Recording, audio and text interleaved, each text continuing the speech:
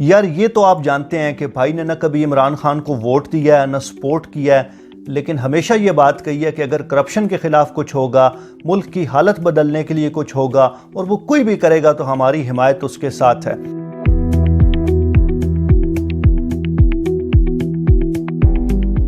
اب یہ جو حالیہ چینی کا کرائسس چل رہا ہے اور اس کی انویسٹیگیشنز ہو رہی ہیں، تو میں اس پہ تو خان صاحب کو بہت اپریشیٹ کرتا ہوں کہ ایک اچھا انیشیٹو ہے۔ اس سے پہلے بھی اس طرح کے انیشیٹو لیے جاتے تھے اور خان صاحب نے بھی یہ انیشیٹو لیا ہے، تو اس کو تو ہم بڑا اپریشیٹ کرتے ہیں۔ آج کے اس ویلاگ میں یہ سمرائز کروں گا کہ شوگر کے حوالے سے یہ جو فورینزک رپورٹ آئی ہے اس کی سمری کیا ہے، اور 3 بڑے سیریس قسم کے کوسچنز ریز ہوتے ہیں جنہیں آنسر کرنا ہوگا پی ٹی آئی نے اور عمران خان نے۔ سب سے پہلے یہ رپورٹ اسٹیبلش کرتی ہے کہ کس طرح صرف کاسٹ آف پروڈکشن کو مینیپولیٹ کر کے اس ملک کو اربوں روپے کا چونا لگایا گیا۔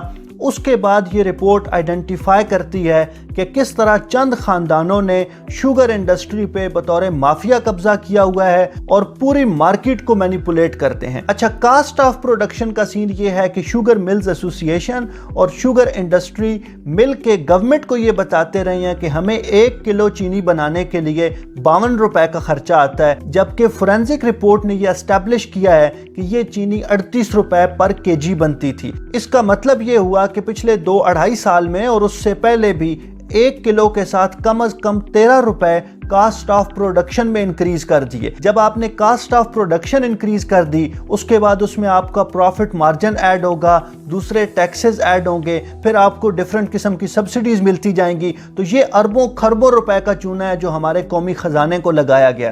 اب سوال یہ پیدا ہوتا ہے کہ کاسٹ آف پروڈکشن کیسے بڑھتی ہے؟ یہ اس سے زیادہ انٹرسٹنگ فینامنا ہے، کیونکہ کاسٹ آف پروڈکشن بڑھتی ہے کسان کا استحصال کر کے۔ آپ سب سے پہلے یہ کرتے ہیں کہ اگر گنا خریدنے کا سرکاری ریٹ 200 روپے ہے تو آپ اس کو 150 پہ خریدتے ہیں۔ اس کے بعد آپ یہ کرتے ہیں کہ کٹوتی کی مد میں آپ 15 سے 20% وزن کم کر دیتے ہیں۔ اس کے بعد آپ یہ کرتے ہیں کہ کسان کو آپ جو پرچی بنا کے دیتے ہیں، جو رسید بنا کے دیتے ہیں، وہ کچی پرچی بنا کے دیتے ہیں، اور جو گورنمنٹ کو آپ شو کرتے ہیں وہ آپ سرکاری ریٹ شو کرتے ہیں۔ اس کے ساتھ ساتھ یہ کہ ہماری شوگر انڈسٹری کہتی ہے کہ ہمیں جو گنے سے چینی حاصل ہوتی ہے اس کا ریٹ 10% ہے، جبکہ فورینزک رپورٹ کہتی ہے کہ انٹرنیشنل سٹینڈرڈز اس بات کو نہیں مانتے، ہمارے پاس یہ ریشو کئی گنا زیادہ ہونی چاہیے۔ تو جب آپ ان ساری چیزوں کو اکٹھا کرتے ہیں تو کاسٹ آف پروڈکشن 38 روپیز سے انکریز ہو کے 52 پہ چلی جاتی ہے، اور صرف اس مد میں آپ اربوں روپے کا چونا لگا دیتے ہیں۔ دوسری چیز جو اس رپورٹ نے اسٹیبلش کی ہے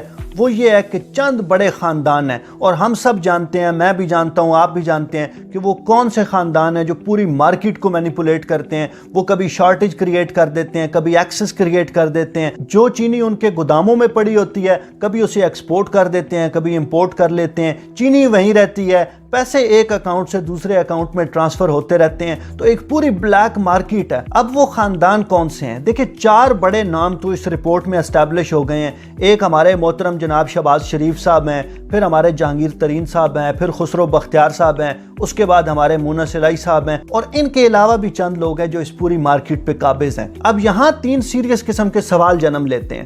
سب سے پہلا سوال یہ کہ شبلی فراز صاحب اور شہزاد اکبر نے جو پریس کانفرنس کی، اس میں شہزاد اکبر نے بڑا ایمفیسائز کیا کہ خان صاحب ہمیشہ یہ کہتے تھے کہ جب کاروبار کرنے والا سیاست میں آتا ہے تو اس کا نقصان غریب آدمی کو اٹھانا پڑتا ہے۔ یہاں سوال یہ پیدا ہوتا ہے کہ جہانگیر ترین اور خسرو بختیار صاحب کے کاروبار کے بارے میں خان صاحب کو کب پتا چلا؟ جب انہیں پارٹی میں شامل کر رہے تھے، جب انہیں وزارت دے رہے تھے، جب ان کی وزارتیں تبدیل کر رہے تھے، اس وقت پتا چلا، یا اس فورینزک رپورٹ کے بعد پتا چلا کہ یار یہ لوگ تو کاروبار کرتے تھے؟ یا مونس الہی جو خان صاحب کے اتحادی ہیں، ان کے بارے میں خان صاحب کو کب پتا چلا کہ یہ لوگ تو اس مافیا کا حصہ ہیں جو غریب آدمی کو لوٹ رہا ہے؟ دوسرا سوال یہ پیدا ہوتا ہے کہ یہ جو فورینزک رپورٹ آئی ہے اور جو لوگ اس میں نومینیٹ ہوئے ہیں، ان کے ساتھ ہوگا کیا؟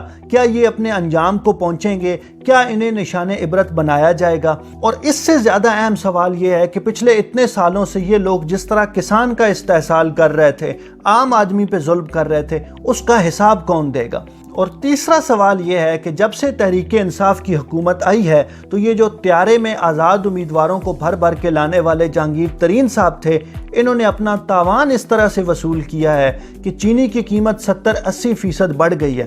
اب سب سے اہم سوال یہ ہے کہ کیا چینی کی قیمت اپنی پرانی سطح پہ واپس جائے گی یا ہمیں اسی لوٹ مار کے ساتھ گزارا کرنا ہوگا؟ اگر چینی کی قیمت اپنی سطح پہ واپس نہیں جاتی، اگر ان تمام لوگوں کو نشان عبرت نہیں بنایا جاتا، اور اگر خسرو بختیار صاحب بدستور کابینہ کا حصہ رہتے ہیں اور جہانگیر ترین صاحب اپنا انفلوئنس برقرار رکھتے ہیں، اور اگر کاف لیگ خان صاحب کی اتحادی رہتی ہے، تو پھر میرے خیال میں کرپشن کے خلاف موجودہ ڈرامے کا ڈراپ سین بھی وہی ہوگا جو اس سے پہلے ہوتا رہا ہے۔ اس حوالے سے آپ کیا سوچتے ہیں؟